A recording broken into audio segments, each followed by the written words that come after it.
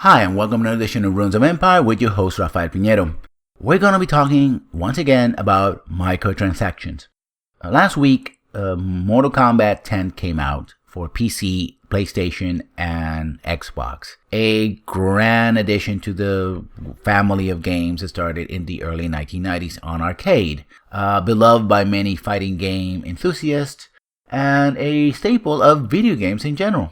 And as a staple of video games is also being infected by microtransactions in fully paid games. Now, my first thought when I heard about this particular microtransaction, and the microtransaction I'm talking about is pay for a number of tokens, then once you use them up, per token allows you to do a one-button fatality. That is, you, instead of doing a combination of inputs to unlock a fatality at the end of the match, once you win the match, simply press one button and it happens. Yes, people are paying for the chance, which by the way, the token gets spent every time you use them, to unlock, not even unlock, to do a one-button canned animation.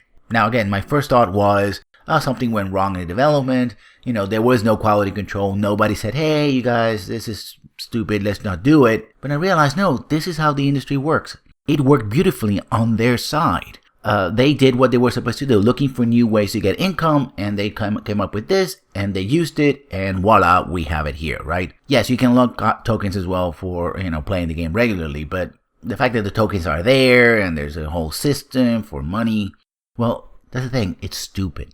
And that's part of the problem. This is incredibly stupid and moronic. And we as gamers and as critics have come to accept it to the point that we come up with all kinds of, what I can only describe as insane troll logic to justify this. Oh, it's voluntary. You can unlock tokens different ways. It's only X amount of dollars or cents or whatever. It doesn't affect the power curve. We go through all this rigmarole trying to explain to ourselves mostly and to our audience that this is somehow justified.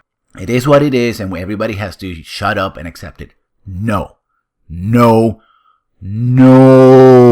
We have to stop this stupidity. As critics, we have to point it out, like I'm doing right now. This is moronic. Don't try to justify it, just don't do it. And as gamers, very simple. Yes, there's a big red button right there. You're not only a gamer, you're also a consumer. And as a consumer, yes, you can choose to press the big red button and hand over your money to whomever. Or you can choose, this time around, I'm going to walk away. I am not going to press the goddamn big red button. I already paid full price for this game. I'm enjoying the game. I'm having a good time with the game. I get in between $50 to $60 for it. I don't care if games are become so expensive and there's a fixed price point, whatever. You know what? That's not my fault.